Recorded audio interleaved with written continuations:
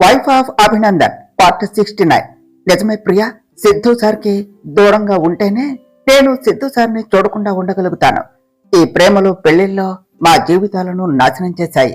నా వాళ్లను నాకు దూరం చేశాయి. మళ్ళీ తెలిసి ఈ ప్రేమలను నా జీవితంలోనికి ఆహ్వానించలేను. Good bye forever and ever అనుకున్నది శ్రీకీర్తి. వంశీ హాస్పిటల్ ఫుటేజ్ తీసుకుని వచ్చావా అని అడిగింది సత్య. సత్య గారు తీసుకుని వచ్చాను, మీకోసమే వెయిట్ చేస్తున్నా.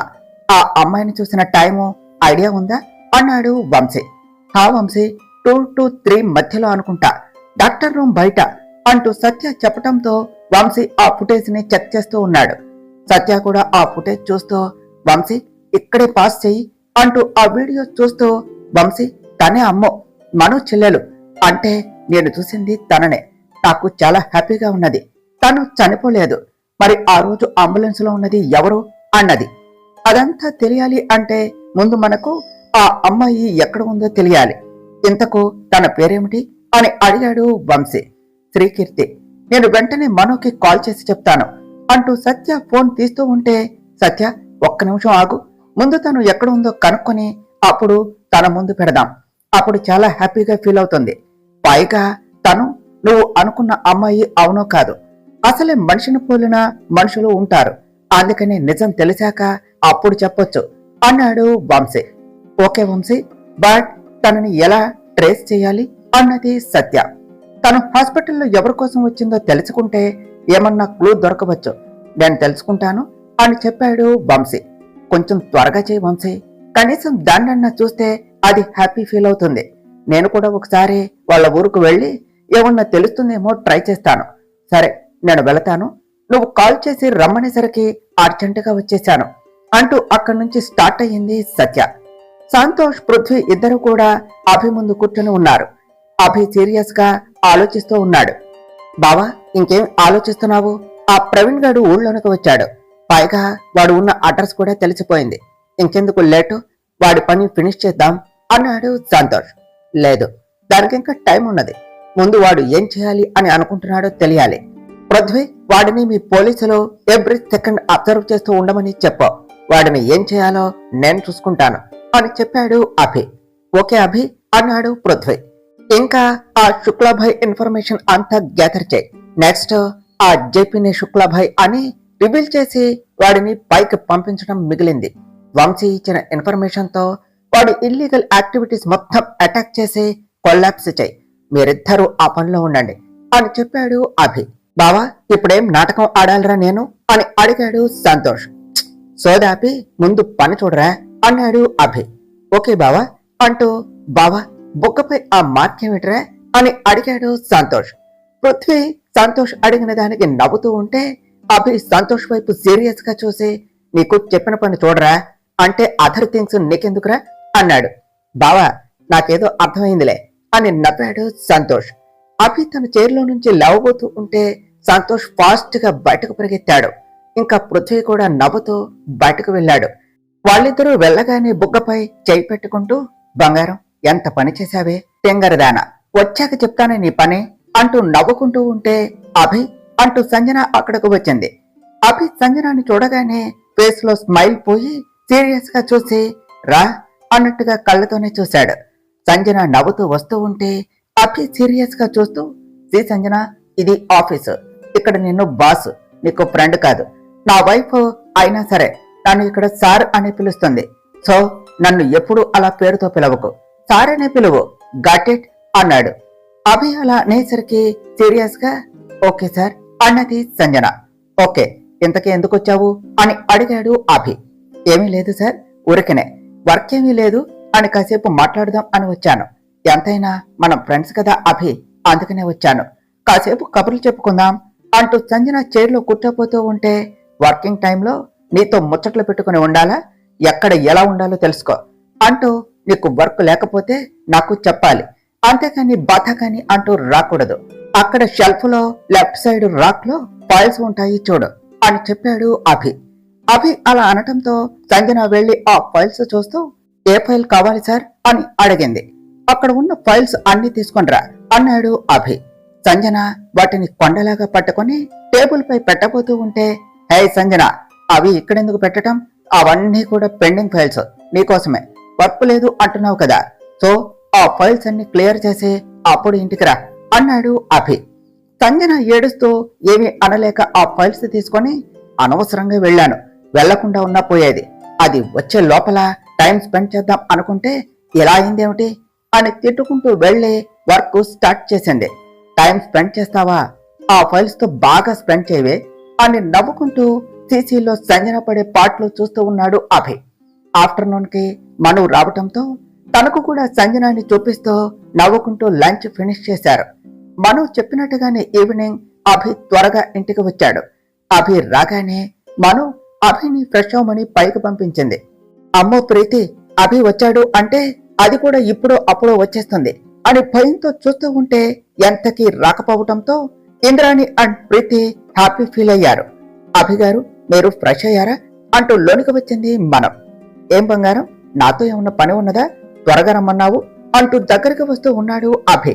హాహా, ఆగండి అభి గారు, నేను రమ్మన్నది అందుకు కాదు, ఈ రోజు నుంచే ఆ సంజనకి టార్చర్ స్టార్ట్ చేద్దామని అంటూ తన ప్లాన్ అంతా చెప్పింది.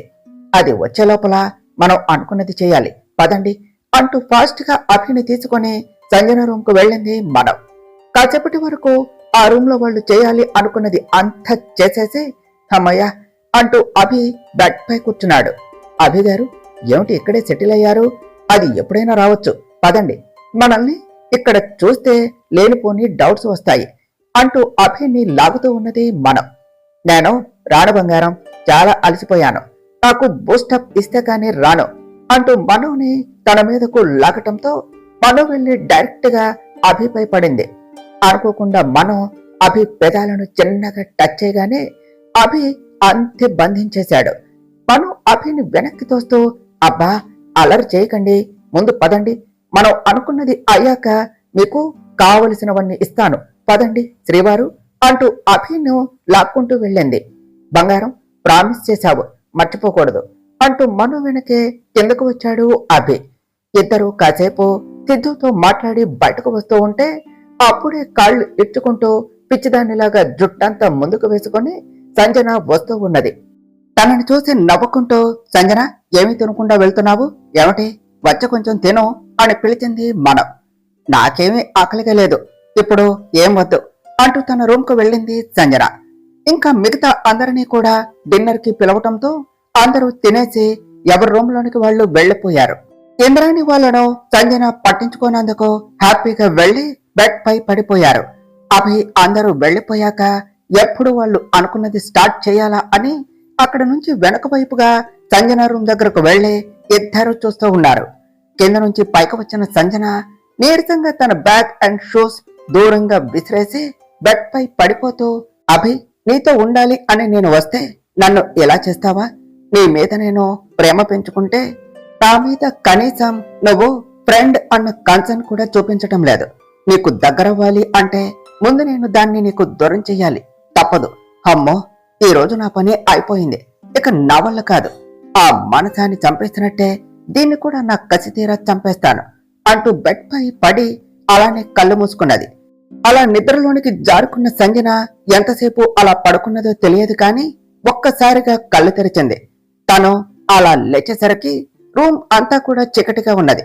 ఇదేమిటి, పవర్ పోయినదా అనుకుంటూ మొబైల్ తీసుకుని టైం చూస్తే మిడ్ నైట్ 12 అని ఉండటంతో అమ్మో ఇంతసేపు పడుకున్నానా అంటూ టార్చ్ వేసి డోర్ దగ్గరకు వచ్చి డోర్ ఓపెన్ చేయాలి అని చూసింది. కానీ ఎంతకీ డోర్ ఓపెన్ కాకపోవటంతో ట్రై చేస్తూ ఏమిటి స్ట్రక్ అయ్యిందా అని లాగుతూ ఉన్నది. కానీ అప్పటికే అభి వెనుక నుంచి సంజన రూమ్ దగ్గరకు వచ్చి కరెక్ట్ గా టైం చూసి సత్యతో సంజన రూమ్ కు వెళ్లి పవర్ ఆఫ్ చేయించి బయట నుంచి రూమ్ డోర్ లాక్ చేయించాడు. దానితో సంజన డోర్ రావటం లేదు అని ట్రై చేస్తూ ఉన్నది. అప్పుడే లైట్స్ అన్ని ఒక్కసారిగా ఆన్ అండ్ ఆఫ్ అవుతూ ఉన్నాయి. వాటిని చూసిన సంజన ఇదేమిటి ఎలా అవుతున్నది, మేబీ లూజ్ కనెక్షన్ అనుకుంటా అని రూమ్ అంతా అలా చీకటిగా ఉండటంతో భయంగా చూస్తూ ఉన్నది. అలా డోర్ లాక్ తీయటానికి ట్రై చేస్తూ ఉన్న సంజన, ఏమిటి సంజన తలుపు తీయటానికి ట్రై చేస్తున్నావా, పోనీ నన్ను హెల్ప్ చేయమంటావా అనే బేస్ వాయిస్ వినిపించడంతో భయపడుతూ ఎవరు ఎవరు మాట్లాడేది అని అడిగింది. నేను ఎవరో తెలుసుకోవాలి అని అంత ఆత్రంగా ఉన్నదా? అంత తొందర ఎందుకు? నిదానంగా నేనెవరో నీకే తెలుస్తుందిలే. నీకు నేను బాగా తెలిసిన దాన్నే సంజన అని భీకరంగా నవ్వుతూ ఉన్నది. చూడు, నేనెవరో నీకు తెలియదు. నా గురించి పూర్తిగా తెలియక నాతో ఆటలు ఆడావో నా చేతిలో చస్తావు అన్నది సంజన. ఒక్కసారి పోయిన ప్రాణాన్ని ఎన్నిసార్లు తీస్తావే? అయినా నీ గురించి నాకు తెలియకపోవటం ఏమిటి? ప్రేమ పేరుతో మనుషుల ప్రాణాలు తీసే రాక్షసివి. నీ రాక్షసత్వానికి బలైన దాన్ని. నాకు నీ గురించి తెలియదా అని అడిగింది ఆ వాయిస్. ఎవరు ఎవరు నువ్వు అని సంజన అంటూ ఉంటే సడన్ గా గాలి స్టార్ట్ అయ్యి రూమ్ లో డోర్ కర్టెన్స్ అన్ని పైకి లేస్తూ వింత వింత శబ్దాలు వస్తూ ఉన్నాయి. సంజన అక్కడే డోర్కి ఆనుకుని కింద పడి భయపడుతూ చూస్తూ, నీకేం కావాలి? ఎందుకు ఇదంతా చేస్తున్నావు? నేను నిన్నేం చేశాను? నన్నెందుకు ఇలా భయపెడుతున్నావు అని అన్నది. నేనెవ్వరో నీకు తెలియాలి అని ఉన్నదా? చూస్తావా? నన్ను చూడాలి అని అంత ఆశగా ఉంటే చూడు అంటూ ఉండగా అంత నిశ్శబ్దం అయింది. సంజన భయంగా అంతా చూస్తూ ఉన్నది. అప్పటి వరకు బయటే ఉండి అంతకు ముందే సంజన రూమ్ లో అరేంజ్ చేసిన స్పీకర్ ఫోన్ లో మను మాట్లాడుతూ ఉంటే అభి సిచ్యువేషన్ కు తగ్గట్టు అన్ని పెట్టి తనని భయపెడుతూ ఉన్నాడు. సంజన అంతే భయంగా చూస్తూ ఉంటే ఒక్కసారిగా తన ముందు ఓ మనిషి లాంటి ఆకారం, ఒంటి నిండా దెబ్బలు, రక్తం కాడుతూ, మొహమంతా కత్తి ఘాట్లతో రక్తం కాడుతూ ఉన్న ఆకారం కనిపించడంతో భయపడి పెద్దగా అరుస్తూ ఉన్నది సంజన. వెంటనే ఆ ఆకారం మాయమవుతూ ఉంటే ఇంకా అరుస్తూనే ఉన్నది. కానీ వాళ్ళు రూమ్ అంతా సౌండ్ ప్రూఫ్ అరేంజ్ చేయటంతో తన వాయిస్ ఆ రూమ్ దాటి బయటకు రావటం లేదు. హే, ఏమిటి? చూడాలి చూడాలి అని ఆరాటపడి అలా అరుస్తున్నావు? ఏమిటి, భయపడ్డావా? నేనెవరో గుర్తుపట్టావా అని అడిగింది ఆ ఆకారం. లేదు, నాకు భయంగా ఉన్నది. ప్లీజ్ నన్ను భయపెట్టకు. అసలు నువ్వెవరు? నీకు ఏం కావాలి? నా దగ్గరకు ఎందుకు వచ్చావు అని సన్నగా వణుకుతూ ఉన్న గొంతుతో అడిగినది సంజన. నేను ఎవరినా? నేను ప్రాణంగా ప్రేమించిన నా అభికి నన్ను దూరం చేయటమే కాక నన్ను ఇష్టం వచ్చినట్టు కొట్టి కత్తితో నా మొహమంతా నాశనం చేసి నన్ను చంపేశావు. ఇంకా నన్ను గుర్తుపట్టలేదా? ఆ రోజు నువ్వు చేసిన దారుణం ఇంకా తలుచుకుని గర్వంగా నవ్వుతావే, అప్పుడే మర్చిపోయావా? లేదంటే నేనే గుర్తు చెయ్యాలా అన్నది ఆ ఆకారం. అంటే నువ్వు నువ్వు ఆ ఆ అని సంజన అంటూ ఉంటే, హా, ఆ మానసానే, నేనే, నీ చేతుల్లో చచ్చిన ఆ మానసానే, అభి ఇష్టపడ్డాడు అని చంపేసిన ఆ మానసానే. గుర్తుపట్టడం లేదా? పోనీ ఇప్పుడు గుర్తుపడతావా అంటూ మానస నార్మల్ ఫేస్ సంజన ముందు డిస్ప్లే అయ్యింది. సంజన అలా మనసను చూడగానే, మానస, లేదు, నాకేం తెలియదు, నేనేం చెయ్యలేదు అన్నది. ఏమీ తెలియదు, అందరినీ మోసం చేసినట్టు నన్ను మోసం చేయాలి అని చూస్తున్నావా? నీ గురించి అంతా తెలిసిన దాన్ని, నీ చేతిలో చచ్చిన దాన్ని, నిజం చెప్పవే, లేదంటే ఈ రోజే నా చేతిలో చస్తావు అన్నదే మానస. వద్దు వద్దు మానస, నేను అంతా చెప్పేస్తాను, నన్నేమీ చేయకు. నేను అభిని ప్రేమించాను, కానీ అభి నిన్ను ప్రేమించాడు, అందుకనే అన్నదే సంజన. అందుకనే నన్ను చంపేశావా? నన్ను చంపేసి అభిని పెళ్లి చేసుకుందాం అనుకున్నావా అన్నదే మానస. అవును, అదే అనుకున్నాను, కానీ మళ్ళీ ఇప్పుడు ఆ జర్నలిస్టు అభిని పెళ్లి చేసుకున్నది, అందుకనే అన్నదే సంజన. మళ్ళీ మానస ఫేస్ మొత్తం రక్తం వస్తూ ఫస్ట్ చూసినట్టు ఉంటుంటే భయంతో పెద్దగా అరిచింది సంజన. ఏమిటే, భయం వేస్తుందా? ఆ రోజు నన్ను అలా చూసి నవ్వావు కదే, ఇప్పుడు భయం వేస్తుందా? నన్ను చంపినా నిన్ను వదలను, నిన్ను కూడా నా చేతులతోనే చంపేస్తాను అంటూ మనస దగ్గరకు వస్తూ ఉంటే, వద్దు, నన్నేం చెయ్యొద్దు అని పెద్దగా అరుస్తూ డోరు దబదబ కొడుతూ ఉన్నది సంజన. అప్పుడే అభి సత్యకు మెసేజ్ చేయటంతో వెళ్లి Sanjana room door lock open చేసింది. డోర్ ఓపెన్ అవటంతో సంజన డోర్ తీసుకుంటూ పెద్ద పెద్దగా అరుస్తూ ఇల్లంతా దద్దరిల్లేలా చేస్తూ మెట్ల దగ్గరకు వచ్చి వెనక్కి చూస్తూ, నన్నేం చేయకు, నన్నేం చేయకు అని ఏడుస్తూ మెట్లపై పడి దొర్లుకుంటూ కిందకు పడింది. సంజన అరుపు విన్న ఇంట్లో అందరూ కూడా ఏమిటి అని వచ్చేసరికి సంజన కింద పడి ఉన్నది. మను అభి అంతా చూసి, మనం అనుకున్నది అయ్యింది అని ఇద్దరు హైఫై ఇచ్చుకుంటూ అక్కడి నుండి వచ్చేసి వాళ్ళ రూమ్ లో నుండి బయటకు వచ్చారు. ఇద్దరు సంజన దగ్గరకు వచ్చి ఏమైంది అంటూ అందరినీ అడిగితే వాళ్ళంతా ఏమో అరుస్తూ పడింది అని చెప్పడంతో నవ్వుకుంటూ చూస్తూ ఉన్నారు. ఇంద్రాణి సంజన అంటూ వెళ్లి వాటర్ తెచ్చి మీద చల్లింది. మెలకు వచ్చిన సంజన చుట్టూ చూస్తూ భయపడుతూ నన్నేం చేయకు అన్నది. అందరూ అంతే చూస్తూ ఉన్నారు. ఇంద్రాణి సంజనాని కూల్చేసి ఏమైంది, భయపడ్డావా అని అడిగింది. అది దెయ్యం అని చెప్పింది సంజన. దెయ్యమా అన్నది ఇంద్రాణి.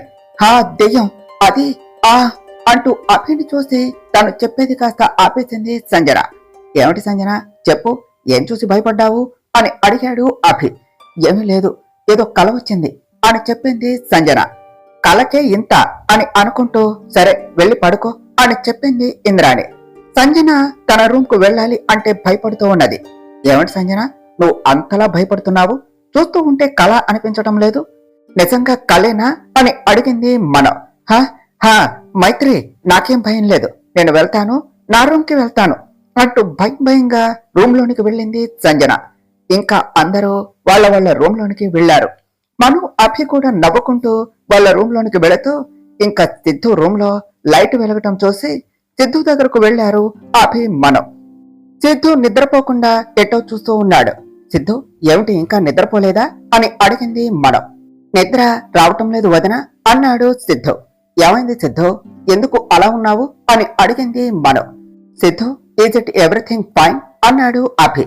అభి గారు, మీరు రూమ్ కు వెళ్ళండి, నేను సిద్ధుతో మాట్లాడి వస్తాను అని అభిని రూమ్ కు పంపించి సిద్ధు దగ్గరకు వచ్చి సిద్ధు నాతోరా అంటూ బాల్కనీలోనికి తీసుకుని వెళ్ళింది. సిద్ధుని కూర్చోబెట్టి సిద్ధు, నువ్వు నన్ను వదిన కన్నా ఫ్రెండ్ గా అనుకుని నాతో అన్ని షేర్ చేసుకున్నావు, కానీ ఇప్పుడు ఏమైనది, నాతో ఏమీ చెప్పటం లేదు. ఆ రోజు నువ్వు ప్రేమించిన అమ్మాయికి నీ ప్రేమ విషయం చెప్తా అన్నావు. అప్పటి నుంచి ఏమైందో కానీ నువ్వు చాలా డిస్టర్బ్డ్ గా ఉన్నావు. మొన్న యాక్సిడెంట్ అయినప్పుడు కూడా నీ కళ్ళల్లో ఏదో బాధ చూశాను, కానీ అది టైం కాదు అని అడగలేదు. నీకు చెప్పాలి అని అనిపిస్తే చెప్పు సిద్ధు, అప్పుడే నీ మనసులో బాధ తీరుతుంది అన్నది మనం. సిద్ధు సైలెంట్ గా ఉన్నాడు. ఓకే సిద్ధు, నీకు ఇష్టం లేకపోతే చెప్పొద్దులే, నేను వెళ్తాను అన్నది మనం. వదిన ఆగు, కూర్చో వదిన, నా మనసులో బాధ ఎవరికి ఎలా చెప్పాలో తెలియటం లేదు. ఈ రోజు నా మనసులో బాధ అంతా చెప్పేస్తాను. ఎంతో సంతోషంగా ఉన్న నా లైఫ్ లోనికి అనుకోకుండా వచ్చింది. దాని జీవితం అనుకుంటే నన్ను కాదు అనుకుని నాకు దూరంగా ఉంటుంది అన్నాడు సిద్ధు. సిద్ధు, క్లియర్ గా చెప్పు అన్నది మనం. వదన, తనని నేను ఫస్ట్ టైం మీ పెళ్లికి వచ్చేటప్పుడు ఎయిర్పోర్ట్ లో కలిశాను, అదే ఫస్ట్ టైం అంటూ జరిగినది అంతా చెప్పి ఆ తర్వాత నేను నా ఫ్రెండ్స్ తో మూవీకి వెళ్ళాను, తను కూడా అక్కడికే వచ్చింది. అప్పుడే సెకండ్ టైం తనని చూశాను, కానీ అప్పుడు నాకు తెలియదు తనను అంతలా ప్రేమిస్తాను అని. తనని ఎప్పుడూ కలవకూడదు అనుకున్నాను. ఇప్పుడు తను లేకుండా ఉండలేను అని అనుకుంటున్నాను. ఆ తర్వాత అన్నయ్య నాకు ఆఫీస్ హ్యాండిల్ చేయమని ఆఫీస్ బాధ్యతలు అప్పగించాడు కదా, ఆ రోజు నేను ఫస్ట్ టైం ఆఫీస్ కు వెళ్ళాను అని చెప్పాడు సిద్ధు. మరో ప్రక్క ఎవ్వరిని ప్రేమించకూడదు, నా జీవితం మా అక్కలాగా అవ్వకూడదు అనుకున్నాను, కానీ ఆ ప్రేమ నా జీవితంలోనికి వస్తుంది అనుకోలేదు. నా అక్కను అమ్మ నాన్నను దూరం చేసిన ఈ ప్రేమంటే నాకు ఇష్టం లేదు, కానీ సిద్ధు సార్ పై నాకు ఉన్న ఫీలింగ్ ఏమిటో నాకు అర్థం కావటం లేదు. అసలు ఆ రోజు సిద్ధు సార్ని కలవకుండా ఉంటే ఈ రోజు నాకు ఈ బాధ ఉండేది కాదేమో అంటూ అలా కళ్ళు మూసుకుని గతాన్ని తలుచుకున్నది శ్రీకీర్తి. అలా ఇద్దరు వాళ్ళ గతాన్ని ఒకేసారి తలుచుకుంటూ ఉన్నారు. గతం, ఈ రోజు అన్నయ్య ఆఫీస్ కి వెళ్ళమంటున్నాడు, కానీ నాకు అదేమో అంత కొత్త, ఎలా హ్యాండిల్ చేయాలో ఏమిటో అనుకుంటూ ఆఫీస్ ముందు కార్ ఆపి మెల్లగా ఆఫీసులోనికి ఎంటర్ అయ్యేసరికి అభి ఆల్రెడీ సిద్ధు గురించి ఆఫీస్ వాళ్ళ అందరికి ఇన్ఫార్మ్ చేయటంతో ఆఫీస్ వాళ్ళు గ్రాండ్ గా వెల్కమ్ చేశారు. తనతో పాటే ప్రియా కూడా రావటంతో తనను కూడా విష్ చేసి తన సీటు చూపించటంతో తన వర్క్ చేసుకుంటూ ఉన్నది. సిద్ధుకి తన క్యాబిన్ చూపించటంతో సిద్ధు వెళ్లి తన సీట్ లో కూర్చున్నాడు. అప్పుడే గుడ్ మార్నింగ్ సార్ అంటూ ఒక అతను లోనికి వచ్చాడు. సిద్ధు తన వైపు చూస్తూ ఉంటే, సార్ నేను మీకు పర్సనల్ అసిస్టెంట్, నా పేరు శర్మ అంటారు, అండ్ మీకు వర్క్ అంతా కొత్త అని అభి సారు మీకు హెల్ప్ గా ఉండమన్నారు అని చెప్పాడు. థ్యాంక్స్ అన్నయ్య అంటూ, ఓకే శర్మాజీ, ఈ రోజు మనకు ఆఫీసులో ఫస్ట్ డే కాబట్టి ఏదైనా గట్టిగా కుమ్మేయాలి. అయ్యా ఏం చేద్దామంటావు అని అడిగాడు సిద్ధు.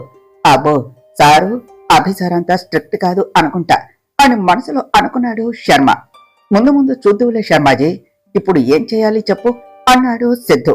అమ్మో, సార్కి మనసులో ఉన్నది కూడా తెలిసిపోతుంది అని అనుకుంటూ, అది సార్, మనకి ఈ రోజు న్యూ స్టాఫ్ రిక్రూట్మెంట్ ఉన్నది సార్.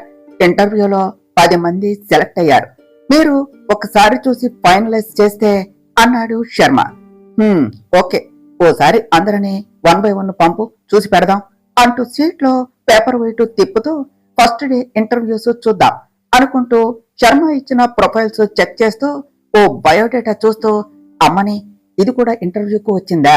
ఆ రోజు ఎయిర్పోర్ట్ లోనూ థియేటర్లోనూ ఎన్ని మాటలన్నావే, రా నీ పని చెప్తా అని అనుకుంటూ అందరూ వస్తూ ఉంటే ఫాస్ట్ గా క్వశ్చన్స్ అడిగేస్తూ శ్రీకీర్తి ఎప్పుడు వస్తుందా అని వెయిట్ చేస్తూ ఉన్నాడు సిద్ధు. లావణ్య, ఇప్పుడే ఆఫీస్ కు వచ్చాను. ఫైనల్ ఇంటర్వ్యూ ఎవరో ఈ రోజు కొత్త బాస్ వచ్చాడట, అందుకనే లేట్ అయింది, త్వరగానే వచ్చేస్తాను అని కాల్ కట్ చేసి ఆఫీసులో వెయిట్ చేస్తూ ఉన్నది శ్రీకీర్తి. శ్రీకీర్తి అనే నేమ్ వినిపించడంతో, హా సార్ నేనే అంటూ సిద్ధు క్యాబిన్ దగ్గరకు వచ్చింది. వచ్చేది శ్రీకీర్తి అని తెలిసి తన ఫేస్ కనిపించకుండా ఫైల్ తో కవర్ చేసి ఉన్నాడు సిద్ధు. శ్రీకీర్తి సార్ అని పిలిచింది. శ్రీకీర్తి పిలవటంతో అంతే ఉండి, టేక్ యువర్ సీట్ మిస్ అన్నాడు సిద్ధు. శ్రీకీర్తి చైర్లో కూర్చున్నది. కాసేపు జాబ్ కు సంబంధించిన క్వశ్చన్స్ అడిగి, అమ్మని, దీనికి బల్పే కాదు, టాలెంట్ కూడా బాగానే ఉన్నది అని అనుకుని శర్మకు కాల్ చేసి శ్రీకీర్తి పేరు మీద అపాయింట్మెంట్ టైప్ చేసి తీసుకునిరా అని చెప్పాడు సిద్ధు. సిద్ధు చెప్పగానే శర్మ అపాయింట్మెంట్ లెటర్ తీసుకుని వచ్చాడు. See miss, you are selected and మా ఆఫీసులో వర్క్ చేయాలి అంటే terms and conditions compulsory. So 1కి 2 సార్లు చూసుకుని మీకు నచ్చితే అప్పుడు సైన్ చేయండి అని చెప్పాడు సిద్ధు. శ్రీకీర్తి హ్యాపీగా, సార్ మీ ఆఫీసులో జాబ్ రావటమే గ్రేట్ అచీవ్మెంట్, ఇంకా ప్రాబ్లం ఏముంటుంది అని హ్యాపీగా నవ్వుతూ సైన్ చేసింది. దొరికావే, ఇప్పుడు చెప్తా నీ పని అనుకుంటూ శ్రీకీర్తి ఇచ్చిన పేపర్స్ చేతిలోనికి తీసుకుని, now you are finished miss అంటూ ముఖానికి అడ్డుపెట్టిన ఫైల్ తీశాడు సిద్ధు. అక్కడ సిద్ధును చూసి, నువ్వేమిట్రా ఇక్కడ అని అడిగింది Srikeerthi. Give respect to your boss miss, ఇప్పుడు నేను నీ బాస్ ని, నువ్వు నా కింద పనిచేసే employee, can you did it అన్నాడు సిద్ధు. నువ్వని తెలిస్తే అసలు ఈ ఆఫీసులో అడుగు పెట్టేదాన్ని కాదు, నేను ఈ జాబ్ చేయను, ఇప్పుడే మానేస్తాను అన్నది శ్రీకీర్తి.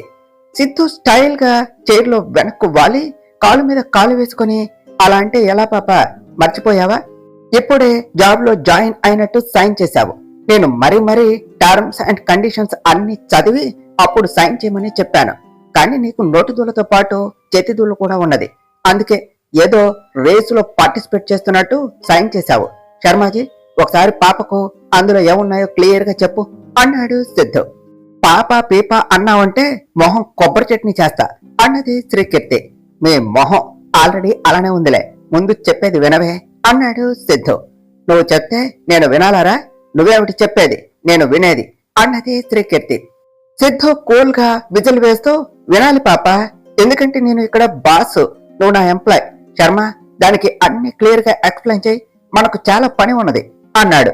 శర్మ అక్కడ జరిగేది అంతా చూస్తూ సిద్ధు గట్టిగా అనటంతో, హా సార్ అంటూ ఎక్స్ప్లెయిన్ చేశాడు. అవన్నీ విని, వాట్, ఇవన్నీ ముందు ఎందుకు చెప్పలేదు, నేను దీనికి ఒప్పుకోను అన్నది శ్రీకీర్తి. కాదు కూడదు అంటే కుదరదు బేబీ, నిన్నేమన్నా సైన్ చేయమన్నానా? నువ్వే కావాలని చేశావు, నీకు ఇంకా వేరే ఆప్షన్ లేదు బేబీ, ఇకపై నువ్వు నేను చెప్పినట్టే చెయ్యాలి అన్నాడు సిద్ధు. అంటే నన్ను ఇక్కడ లాక్ చేస్తున్నావు అనుకుంటున్నావా? చూస్తూ ఉండు, నీతోనే నన్ను జాబ్ లో నుంచి తీసేసేలా చేస్తాను, లేదంటే అన్నది శ్రీకీర్తి. ఏం చేస్తావే అన్నాడు సిద్ధు. ఏమైనా చేస్తారా అన్నది శ్రీకీర్తి. సిద్ధు కోపంగా, ఐఆమ్ యువర్ బాస్, బాస్ కి రెస్పెక్ట్ ఇవ్వాలి అనే సెన్స్ లేదానే, call me sir, Siddhu sir అని చెప్పాడు సిద్ధు. శ్రీకీర్తి తన హ్యాండ్ బ్యాగ్ సెర్చ్ చేస్తూ అటు ఇటు తిప్పుతూ ఉన్నది. ఏం చూస్తున్నావే అని అడిగాడు సిద్ధు. ఏదో కావాలి అన్నావు కదా, రెస్పెక్ట్, దానికోసమే చూస్తున్నా, నీకోసం నా దగ్గర అలాంటివి ఎప్పుడు ఎక్స్పెక్ట్ చేయకు, మైండ్ ఇట్ అన్నది. ఏమిటే ఊరుకుంటే ఎక్కువ చేస్తున్నావు, పోనీలే అమ్మాయివి అని వదిలేస్తూ ఉంటే రెచ్చిపోతున్నావు అన్నాడు సిద్ధు. లేదంటే ఏం చేస్తావు అంటూ వేలు చూపించింది శ్రీకీర్తి. ఆ వేళ్లు కట్ చేసి కర్రీ వండి నీతోనే తినిపిస్తా, అలా చూపించావంటే. అయినా ఈ రోజేగా స్టార్ట్ అయింది, నేనేం చేస్తానో ముందు ముందు చూద్దువు అన్నాడు సిద్ధు. నేనేమి చేతికి గాజులు తొడుక్కొని లేను, నువ్వేం చేసినా చూస్తూ ఊరుకోను అని చెప్పింది శ్రీకీర్తి. హహహ అని నవ్వుతూ శ్రీకీర్తి చేయి పట్టుకుని, వీటినేమంటారే? అవునులే, అమ్మాయిలు గాజులు వేసుకుంటారు, ఇలాంటి రౌడీలు బేడీలు వేసుకుంటారు అన్నాడు సిద్ధు. అబ్బా, నా చెయ్యి వదలరా దొంగ సచ్చినోడా, అంత గట్టిగా పట్టుకున్నావు, అది చెయ్యా లేదంటే తుప్పు పట్టిన రాడ్డా, వదలు అన్నది శ్రీకీర్తి. చెయ్యి పట్టుకుంటేనే అల్లాడిపోతున్నావు, నాతో నీకెందుకే?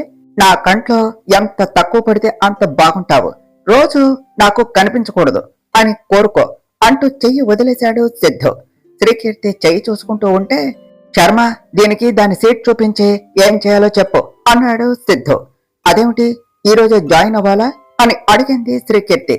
మరి ఈ రోజు నుంచే నువ్వు జాయిన్ అయినట్టు కదా, ఇప్పుడేం చూసావు కానీ ముందు వెళ్ళి చెప్పిన పని చూడవే అన్నాడు సిద్ధు. శ్రీకీర్తి కోపంగా చెయ్యి చూసుకుంటూ వెళుతూ ఉంటే, మరీ అంతగా తిప్పుకోకు, జారి పడ్డావంటే పోతావు అన్నాడు సిద్ధు. సచ్చినోడు, పోయి వీడికి దొరికాను, ఛా, ముందే చూసి ఉంటే పోయేది, అనవసరంగా సైన్ చేశాను, ఇప్పుడు వీడితో రోజు ఎలా వేగాలో, చిచి, వాడికి నేను భయపడుతున్నానా?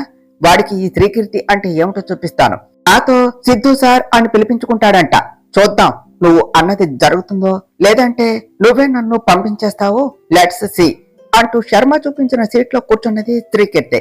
శర్మ శ్రీకీర్తికి సీట్ చూపించి సిద్ధు దగ్గరకు వచ్చి, సార్, మీకు ఆ అమ్మాయి ముందే తెలుసా అని అడిగాడు.